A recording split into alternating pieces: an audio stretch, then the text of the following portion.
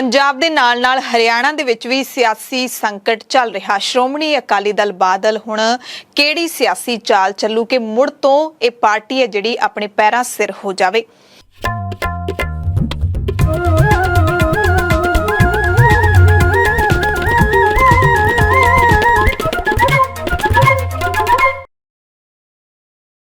सत श्री अकाल जी दा खालस टीवी देखने वाले देश दुनिया के साडे सारे दर्शकों का बहुत बहुत स्वागत है। कोई कह रहा है कि बादल क्या दी उही पुरानी दब्बू घुसड़ू नीति है जिहड़ी वो चल रही है। कोई कुछ कह रहा है, कोई कुछ कह रहा है, पर आपां जिहड़े सियासी समीकरण बन रहे ने उन्हां नूं देखते हुए गल करांगे। पंजाब दी सियासत दी गल तो शुरू करदे हां। सियासत दे विच शुरू तो ही पंजाब दे विच एक प्रवृत्ति चली आ रही है कि किसी भी पार्टी दा प्रधान दूसरी कतार दे लीडर नूं अपने बराबर खड़ा देखना नहीं चाहुंदा।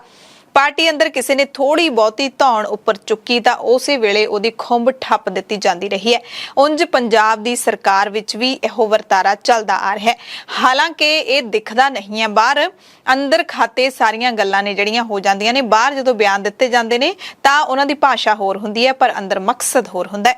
मुख्यमंत्री की इच्छा के उल्ट इत्थों तक कि मंजूरी तो बगैर किसी ने फैसला लैण दा हिया भी कीता तां समझो उहदे खंभ कुतर दित्ते गए। श्रोमणी अकाली दल जिहड़ी कि पंजाब दी इक्को एक खेतरी पार्टी है। पंजाबियों नूं बड़ा माण सी कि साडी अपनी खेतरी पार्टी है, असीं कदे भी फेल नहीं हो सकदे सियासत दे विच। पंजाब है जिहड़ा कदे भी पिछे नहीं जा सकदा। पर अफसोस की गल है कि इस पार्टी दे विच भी प्रधानगी हमेशा भारू रही है।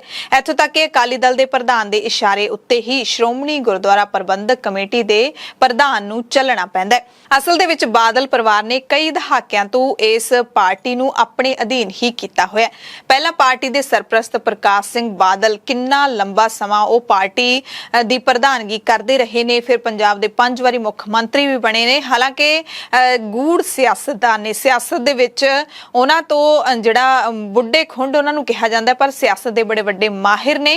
उन्हां दी वर्करां नूं कदे पलोसण ते कदे अखां दिखाउण दी सियासत ही चलदी रही है। पर किसी होर लीडर दा मूहरे आउण दा जे हियां भी पिया तां उस नूं पिछे धक दित्ता गया है। ते प्रकाश सिंह बादल तो बाद जिम्मेदारी सुखबीर सिंह बादल नूं दे दित्ती गई। हालांकि होर भी बहुत सारे काबिल लीडर सन, पर पंजाब दे 5 वारी मुख्य मंत्री रहे प्रकाश सिंह बादल दे अकाली दल तो लांबे हो जाण ते इहदी जिम्मेदारी अपने पुत्तर सुखबीर सिंह बादल सिर पा देण तो बाद अकाली दल दी तस्वीर सचमुच ही बदल गई है। सुखबीर बादल ने प्रधान बनदियां ही अकाली दल नूं अते पंजाब सरकार दे विच डिप्टी मुख्य मंत्री दे अहुदे ते रहिंदियां अपने तौर तरीकिਆਂ ਦੇ ਨਾਲ पार्टी नूं ते सरकार नूं चलाया। पर बहुता कुछ हुकूमत दे डंडे हेठ दबू घुसड़ू होके ही चलदा रहा। 2017 ते 2022 ਦੀਆਂ ਵਿਧਾਨ ਸਭਾ ਚੋਣਾਂ ਤੋਂ ਬਾਅਦ ਪਾਰਟੀ ਦੇ ਵਿੱਚ ਬਗਾਵਤ ਦੀਆਂ ਸੁਰਾਂ ਉੱਠਣ ਲੱਗ ਪਈਆਂ। ਜੇ ਕਿਤੇ ਪਾਰਟੀ ਕਾਮਯਾਬ ਹੋ ਜਾਂਦੀ ਚੋਣਾਂ ਦੇ ਵਿੱਚ ਤਾਂ ਬਾਗੀ ਸੁਰਾਂ ਕਦੇ ਨਾ ਉੱਠਦੀਆਂ। ਇਸੇ ਤਰ੍ਹਾਂ ਹੀ ਸਾਰਾ ਕੁਝ ਚੱਲਦਾ ਰਹਿੰਦਾ। ਅਸਲ ਦੇ ਵਿੱਚ ਪੰਥ ਦਰਦੀ ਅਕਾਲੀ ਦਲ ਨੂੰ ਸਿਆਸੀ ਹਾਸ਼ੀਏ ਤੋਂ ਬਾਹਰ ਹੁੰਦਿਆਂ ਦੇਖ ਕੇ ਪੀੜਾ ਦੇ ਵਿੱਚ ਨੇ। ਜਿਹੜੇ ਸਿੱਖ ਨੇ ਉਹ ਵੀ ਪੀੜਾ ਦੇ ਵਿੱਚ ਨੇ, ਕਿਉਂਕਿ ਆਪਣੀ ਇੱਕ ਖੇਤਰੀ ਪਾਰਟੀ ਹੋਣਾ ਬਹੁਤ ਵੱਡੀ ਗੱਲ ਹੁੰਦੀ ਹੈ। ਹੁਣ ਵੀ ਕੋਈ ਨਹੀਂ ਚਾਹੁੰਦਾ ਕਿ ਅਕਾਲੀ ਦਲ ਖਤਮ ਹੋਇਆ ਜਾਂ ਅਕਾਲੀ ਦਲ ਖਤਮ ਹੋਏ। ਸਾਰੇ ਕਹਿੰਦੇ ਨੇ ਕਿ ਬਾਦਲ ਪਰਿਵਾਰ ਖਤਮ ਹੋਇਆ ਹੈ, ਅਕਾਲੀ ਦਲ ਨਾ ਕਦੇ ਖਤਮ ਹੋਇਆ ਨਾ ਹੋਣਾ। ਹੁਣ ਵੀ ਜਿਹੜੇ ਲੀਡਰ ਨੇ ਉਹ ਦੋਫਾੜ ਹੋਏ ਨਜ਼ਰ ਆ ਰਹੇ ਨੇ ਸਪਸ਼ਟ ਤੌਰ ਤੇ। ਅਕਾਲੀ ਦਲ ਦੀ 2022 ਦੀਆਂ ਚੋਣਾਂ ਦੇ ਵਿੱਚ ਨਮੋਸ਼ੀ ਭਰੀ ਹਾਰ ਤੋਂ ਬਾਅਦ ਸੁਖਬੀਰ ਸਿੰਘ ਬਾਦਲ ਨੇ ਪ੍ਰਧਾਨਗੀ ਦੇ ਅਹੁਦੇ ਤੋਂ ਲਾਂਭੇ ਹੋਣ ਦਾ ਕਹਿ ਸਕਦੇ ਹਾਂ ਕਿ ਇੱਕ ਨਾਟਕ ਰਚਿਆ। ਉਸ ਤੋਂ ਬਾਅਦ ਉਹ ਇੱਕ ਤਰ੍ਹਾਂ ਨਾਲ ਪਾਰਟੀ ਦੇ ਅੰਦਰ ਅਤੇ ਬਾਹਰ ਚਰਚਾ ਦਾ ਵਿਸ਼ਾ ਹੀ ਬਣੇ ਰਹੇ ਨੇ।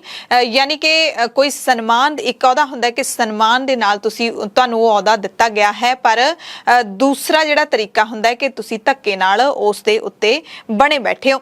ਸੀਨੀਅਰ ਲੀਡਰਸ਼ਿਪ ਦੀ ਮੰਗ ਤੇ ਚੋਣਾਂ ਹਾਰਨ ਦੇ ਕਾਰਨਾਂ ਦੀ ਪੜਚੋਲ ਲਈ ਸੀਨੀਅਰ ਲੀਡਰ ਇਕਬਾਲ ਸਿੰਘ ਝੁੰਦਾ ਦੀ ਅਗਵਾਈ ਵਿੱਚ ਇੱਕ 13 ਮੈਂਬਰੀ ਕਮੇਟੀ ਦਾ ਗਠਨ ਕੀਤਾ ਗਿਆ। ਕਮੇਟੀ ਦੀ ਰਿਪੋਰਟ ਹੈ ਜਿਹੜੀ ਉਹ ਪੂਰੇ ਪੰਜਾਬ ਦੇ ਵਿੱਚ ਗਰਾਊਂਡ ਪੱਧਰ ਤੇ ਜਾ ਕੇ ਤਿਆਰ ਕੀਤੀ ਗਈ। ਰਿਪੋਰਟ ਦੇ ਵਿੱਚ ਪਾਰਟੀ ਲੀਡਰਸ਼ਿਪ ਦੀ ਤਬਦੀਲੀ ਦੀ ਸਿਫਾਰਿਸ਼ ਕਹਿੰਦੇ ਕੀਤੀ ਗਈ ਹੈ, ਪਰ ਹਾਲੇ ਤੱਕ ਇਹ ਰਿਪੋਰਟ ਜਨਤਕ ਨਹੀਂ ਹੋਈ। ਪਾਰਟੀ ਦੇ ਲੀਡਰ ਨੇ ਜਿਹੜੇ ਸੀਨੀਅਰ ਲੀਡਰ ਉਹ ਕਹਿੰਦੇ ਨੇ ਕਿ ਅਜਿਹੀ ਕੋਈ ਸਿਫਾਰਿਸ਼ ਨਹੀਂ ਕੀਤੀ ਗਈ ਹੈ। ਹਾਲਾਂਕਿ ਕਮੇਟੀ ਦੀਆਂ ਸਿਫਾਰਿਸ਼ਾਂ ਤੋਂ ਬਾਅਦ ਸਾਰੀਆਂ ਜਿਹੜੀਆਂ ਪਾਰਟੀ ਦੀਆਂ ਇਕਾਈਆਂ ਨੇ ਉਹਨਾਂ ਨੂੰ ਭੰਗ ਕਰ ਦਿੱਤਾ ਗਿਆ ਸੀ। ਦਲ ਦੇ ਸਕੱਤਰ ਜਨਰਲ ਬਲਵਿੰਦਰ ਸਿੰਘ ਭੁੰਦੜ ਕਹਿੰਦੇ ਨੇ ਕਿ ਪਾਰਟੀ ਦੀ ਲੀਡਰਸ਼ਿਪ ਦੀ ਤਬਦੀਲੀ ਵਿੱਚ ਪ੍ਰਧਾਨ ਦਾ ਨਾਮ ਸ਼ੁਮਾਰ ਨਹੀਂ ਹੁੰਦਾ, ਜਿਸ ਨੂੰ ਆਮ ਵਰਕਰ ਤੇ ਜਨਤਾ ਚੁਟਕਲਾ ਸਮਝ ਕੇ ਮੌਜੂ ਵੀ ਉਡਾ ਰਹੇ ਨੇ।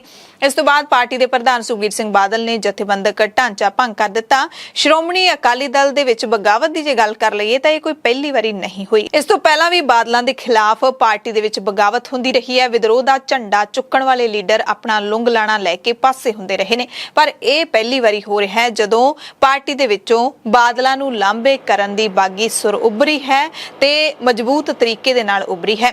ਇਸ ਤੋਂ ਪਹਿਲਾਂ ਬਾਦਲਾਂ ਤੋਂ ਪਾਸੇ ਹੋ ਕੇ ਮਰਹੂਮ ਗੁਰਚਰਨ ਸਿੰਘ ਟੌੜਾ ਨੇ ਸਰਬ ਹਿੰਦ ਅਕਾਲੀ ਦਲ, ਮਰਹੂਮ ਹਰਚੰਦ ਸਿੰਘ ਲੌਂਗੋਵਾਲ, ਸੁਰਜੀਤ ਸਿੰਘ ਬਰਨਾਲਾ ਨੇ ਆਪਣੀ ਅੱਡ ਡਫਲੀ ਵਜਾਉਣੀ ਸ਼ੁਰੂ ਕਰ ਦਿੱਤੀ ਸੀ। ਪੰਜਾਬ ਵਿਧਾਨ ਸਭਾ ਦੇ ਸਾਬਕਾ ਸਪੀਕਰ ਰਵਿੰਦਰ ਸਿੰਘ ਨੇ ਵੀ ਸ਼੍ਰੋਮਣੀ ਅਕਾਲੀ ਦਲ 1920 ਖੜਾ ਕਰ ਲਿਆ ਸੀ। ਯੂਨਾਈਟਿਡ ਅਕਾਲੀ ਦਲ ਵੀ ਬਾਦਲਾਂ ਤੋਂ ਲਾਂਭੇ ਹੋ ਕੇ ਬਣਾਇਆ ਗਿਆ। ਹਰਿਆਣਾ ਦੇ ਬਾਦਲਾਂ ਨਾਲ ਲੰਬੇ ਸਮੇਂ ਤੋਂ ਜੁੜੇ ਵਫਾਦਾਰਾਂ ਨੇ ਹੁਣ ਅਕਾਲੀ ਦਲ ਹਰਿਆਣਾ ਸਟੇਟ ਖੜਾ ਕਰ ਲਿਆ ਹੈ। ਇਸ ਤੋਂ ਪਹਿਲਾਂ ਸੁਖਦੇਵ ਸਿੰਘ ਢੀਂਡਸਾ ਹੋਣ, ਸੇਵਾ ਸਿੰਘ ਸੇਖਵਾਂ ਜਿਹੜੇ ਕਿ ਹੁਣ ਇਸ ਦੁਨੀਆ ਤੇ ਨਹੀਂ ਰਹੇ, ਜਾਂ ਫਿਰ ਹੋਰ ਵੱਡੇ ਲੀਡਰ ਹੋਣ, ਉਹਨਾਂ ਨੇ ਵੀ ਵੱਖਰੇ ਹੋ ਕੇ ਵੱਖਰਾ ਅਕਾਲੀ ਦਲ ਬਣਾ ਲਿਆ ਸੀ। 13 ਮੈਂਬਰੀ ਝੁੰਦਾ ਕਮੇਟੀ ਦੀ ਰਿਪੋਰਟ ਆਉਣ ਤੋਂ ਬਾਅਦ ਸਭ ਤੋਂ ਪਹਿਲਾਂ ਪਾਰਟੀ ਦੇ ਸੀਨੀਅਰ ਮੀਤ ਪ੍ਰਧਾਨ ਜਗਮੀਤ ਸਿੰਘ ਬਰਾੜ ਨੇ ਲੋਕਾਂ ਦੀਆਂ ਭਾਵਨਾਵਾਂ ਮੁਤਾਬਿਕ ਬਾਦਲਕਿਆਂ ਨੂੰ ਵੱਡੇ ਅਹੁਦੇ ਤੋਂ ਲਾਂਭੇ ਹੋ ਜਾਣ ਦਾ ਸੁਝਾਅ ਦਿੱਤਾ ਸੀ। ਅਨੇਕਾਂ ਲੀਡਰਾਂ ਨੇ ਜਿਹੜੇ ਪੁਰਾਣੇ ਹੋਏ ਨੇ, ਉਹਨਾਂ ਨੇ ਕਈ ਵਾਰ ਜਦੋਂ ਪਾਰਟੀ ਤੇ ਕੋਈ ਕ੍ਰਾਈਸਿਸ ਆਇਆ ਉਹ ਪਿੱਛੇ ਹਟਦੇ ਰਹੇ ਆ ਦੋ ਕਦਮ। ਅਗਰ ਸੰਗਤ ਵਿੱਚ ਵਿਸ਼ਵਾਸ ਹੈ ਉਹ ਲੋਕ ਉਹਨਾਂ ਨੂੰ ਫੇਰ ਲੈ ਕੇ ਆਉਂਦੇ ਰਹੇ। ਕਿਉਂਕਿ ਬਰਾੜ ਨੇ ਜਿਹੜੇ ਜਗਮੀਤ ਬਰਾੜ ਉਹ ਪਾਰਟੀ ਦੇ ਟਕਸਾਲੀ ਲੀਡਰ ਨਹੀਂ ਹਨ, ਉਹ ਕਾਂਗਰਸ 'ਚ ਸ਼ਾਮਲ ਹੋਏ ਨੇ। ਇਸ ਕਰਕੇ ਉਹਨਾਂ ਦੇ ਇਸ ਬਿਆਨ ਨੂੰ, ਇਸ ਮੰਗ ਨੂੰ ਐਡੀ ਗੰਭੀਰਤਾ ਦੇ ਨਾਲ ਨਹੀਂ ਲਿਆ ਗਿਆ। ਪਰ ਜਦੋਂ ਦਾਖਾ ਤੋਂ ਵਿਧਾਇਕ ਮਨਪ੍ਰੀਤ ਸਿੰਘ ਇਆਲੀ ਨੇ ਬਗਾਵਤ ਦਾ ਝੰਡਾ ਚੁੱਕਿਆ ਤਾਂ ਪਾਰਟੀ ਦੇ ਅੰਦਰ ਇੱਕ ਵਾਰ ਤਾਂ ਵੱਡੀ ਪੱਧਰ ਦੇ ਉੱਤੇ ਕਹਿ ਸਕਦੇ ਹਾਂ ਕਿ ਹੱਲਾ ਗੁੱਲਾ ਮਚ ਗਿਆ। ਉਹ ਜਿਹੜੇ ਸੁਝਾਅ ਨੇ, ਕਿਉਂਕਿ ਅੱਜ ਵੀ ਆ ਜਿਹੜਾ ਰਾਸ਼ਟਰਪਤੀ ਚੋਣ ਬਾਈਕਾਟ ਕੀਤਾ ਗਿਆ, ਉਸ ਤੋਂ ਉਹ ਜੋ ਸਟੈਂਡ ਲਿਆ ਗਿਆ ਉਹ ਤੇ ਮੈਂ ਅੱਜ ਵੀ ਕਾਇਮ ਆ ਪੂਰਾ। ਤੇ ਉਹਦੇ ਅੱਜ ਵੀ ਸਾਡੀਆਂ ਮੀਟਿੰਗਾਂ ਹੋ ਰਹੀਆਂ ਨੇ, ਪ੍ਰਧਾਨ ਜੀ ਨਾਲ ਮੀਟਿੰਗ ਵੀ ਹੋਈ ਆ, ਕਿਉਂਕਿ ਨਿੱਜੀ ਦਾ ਕੋਈ ਏਜੰਡਾ ਹੀ ਹੈ ਨਹੀਂ, ਨਾ ਨਿੱਜੀ ਕੋਈ ਰੌਲਾ ਵਾ, ਨਾ ਕੋਈ ਅਹੁਦੇ ਦਾ ਮਸਲਾ ਵਾ। ਮੇਰੇ ਕੋਲ ਤਾਂ ਆਲਰੇਡੀ MLA ਆ, ਵਿਧਾਨ ਸਭਾ ਦੇ ਵਿੱਚ ਪਾਰਟੀ ਦੀ ਲੀਡਰ ਹੈਗਾ। ਸੋ ਮਸਲਾ ਤਾਂ ਇੱਕੋ ਇੱਕ ਏਜੰਡਾ ਕਿ ਸ਼੍ਰੋਮਣੀ ਅਕਾਲੀ ਦਲ ਨੂੰ ਅਸੀਂ ਕਿੱਦਾਂ ਮਜ਼ਬੂਤ ਕਰੀਏ। ਇਹ ਪਾਰਟੀ ਕਿਉਂਕਿ ਖੇਤਰੀ ਪਾਰਟੀ ਆ, ਪੰਜਾਬ ਦੇ ਹੱਕਾਂ ਲਈ ਇਹ ਪਾਰਟੀ ਬਹੁਤ ਵਧੀਆ ਢੰਗ ਨਾਲ ਲੜ ਸਕਦੀ ਆ। ਦੂਜੀਆਂ ਪਾਰਟੀਆਂ ਦੇ ਇੰਟਰਸਟ ਨੇ ਜਿਹੜੇ ਉਹਨਾਂ ਦੇ ਦੂਜੇ ਸੂਬਿਆਂ ਪ੍ਰਤੀ ਵੀ ਨੇ, ਉਹ ਦਿੱਲੀ ਤੋਂ ਪਾਰਟੀਆਂ ਚੱਲਦੀਆਂ ਨੇ, ਲੇਕਿਨ ਇਹ ਪਾਰਟੀ ਆ ਜਿਹੜੀ ਇਹ ਪੰਜਾਬ ਤੋਂ ਚੱਲਣ ਵਾਲੀ ਪਾਰਟੀ ਆ। ਸੋ ਇਸ ਲਈ ਕਿਵੇਂ ਨਾ ਕਿਵੇਂ ਕਈ ਵਾਰ ਬੜੀਆਂ ਅਫਵਾਹਾਂ ਹੁੰਦੀਆਂ ਵੀ ਸ਼ਾਇਦ ਪਤਾ ਨਹੀਂ ਮੈਂ ਕਿਸੇ ਹੋਰ ਪਾਰਟੀ ਜਾਣਾ ਚਾਹੁੰਦਾ ਜਾਂ ਮੈਨੂੰ ਕੋਈ ਲਾਲਚ ਆ। ਸੋ ਬੜੀ ਪਰਮਾਤਮਾ ਦੀ ਮਿਹਰ ਆ। ਸੋ ਏਜੰਡਾ ਸਿਰਫ ਸਾਫ਼ ਹੈਗਾ ਕਿ ਇਸ ਪਾਰਟੀ ਦੀ ਮਜ਼ਬੂਤੀ, ਨਿਸ਼ਕਾਮ ਲੋਕਾਂ ਦੀ ਜਿਹੜੀ ਸੇਵਾ ਹੈਗੀ ਉਹ ਕਰਨੀ ਆ।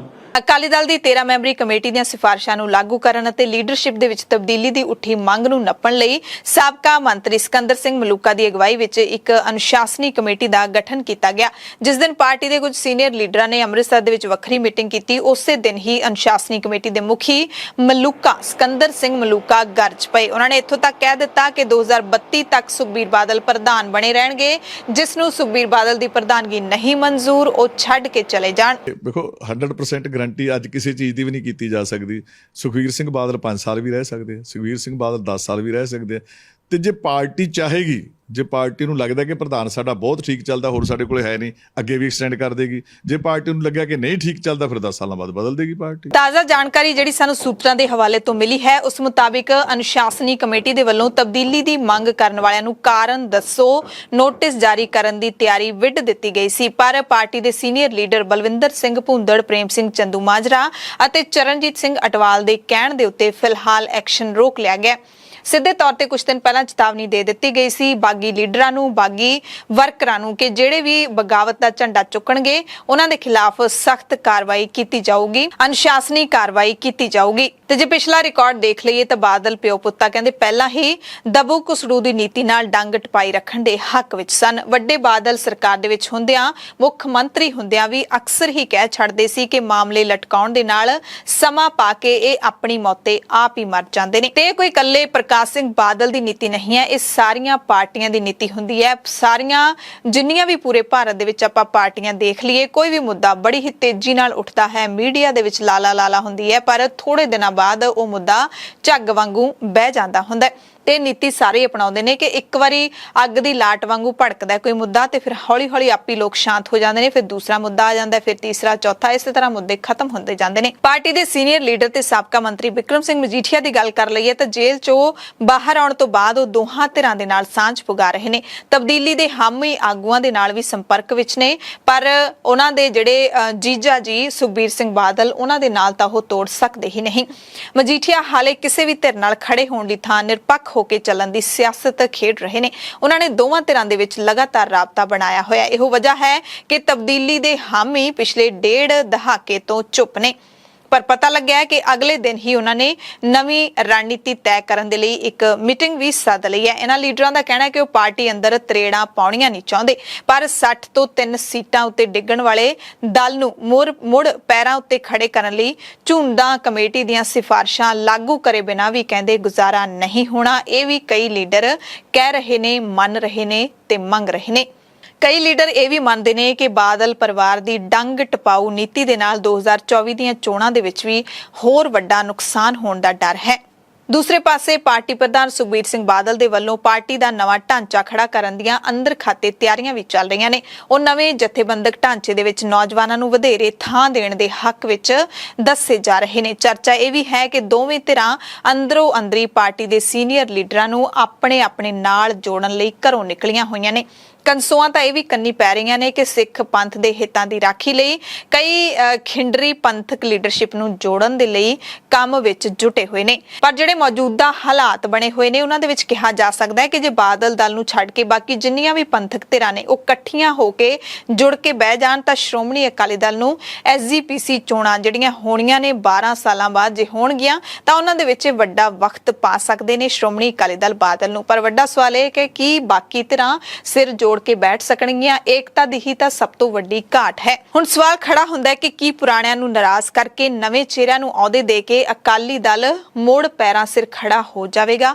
ਕਿ ਨਵੇਂ ਜਥੇਬੰਦਕ ਢਾਂਚੇ ਦੇ ਗਠਨ ਦੇ ਨਾਲ ਸ੍ਰੀ ਗੁਰੂ ਗ੍ਰੰਥ ਸਾਹਿਬ ਜੀ ਦੀ ਬੇਹੁਰਮਤੀ, ਬਹਿਬਲ ਕਲਾਂ ਗੋਲੀकांड, ਸਿਰਸਾ ਮੁਖੀ ਨੂੰ ਮਾਫੀ ਦੇਣਾ, ਪੰਜਾਬ ਦੇ ਵਿੱਚ ਕਈ ਤਰ੍ਹਾਂ ਦਾ ਮਾਫੀਆ ਖੜਾ ਕਰਨਾ ਤੇ ਜਵਾਨੀ ਨੂੰ ਨਸ਼ਿਆਂ ਵਿੱਚ ਧੱਕਣ ਦੇ ਜਿਹੜੇ ਇਲਜ਼ਾਮ, ਵੱਡੇ ਇਲਜ਼ਾਮ ਸ਼੍ਰੋਮਣੀ ਅਕਾਲੀ ਦਲ ਤੇ ਲੱਗਦੇ ਰਹੇ ਨੇ, ਕਿ ਉਹ ਇਹ ਸਾਰੇ ਇਲਜ਼ਾਮਾਂ ਚੋਂ ਬਰੀ ਹੋ ਜਾਣਗੇ? ਇਹ ਵੱਡੇ ਸਵਾਲ ਨੇ ਕਿ ਜੇ ਲੀਡਰਸ਼ਿਪ ਬਦਲੀ ਵੀ ਜਾਂਦੀ ਹੈ, ਜੇ ਸੁਖਬੀਰ ਬਾਦਲ ਪ੍ਰਧਾਨ ਨਹੀਂ ਤਾਂ ਫਿਰ ਕੌਣ ਜਿਹੜਾ ਉਹ ਚਿਹਰਾ ਹੋਊਗਾ, ਕਿ ਉਹ ਵੀ ਕਾਬਿਲ ਹੋਵੇਗਾ? ਕਿਉਂਕਿ ਅਕਾਲੀ ਦਲ ਇਸ ਵਕਤ ਬਹੁਤ ਜ਼ਿਆਦਾ ਬਿਖਰ ਚੁੱਕਿਆ ਹੈ। ਸੋ ਸਮਾਂ ਹੀ ਇਹਨਾਂ ਸਾਰੇ ਸਵਾਲਾਂ ਦੇ ਜਵਾਬ ਦੇਵੇਗਾ। ਪ੍ਰਾਈਮ ਟਾਈਮ ਦੇਖਣ ਵਾਲੇ ਸਾਰੇ ਦਰਸ਼ਕਾਂ ਦਾ ਧੰਨਵਾਦ।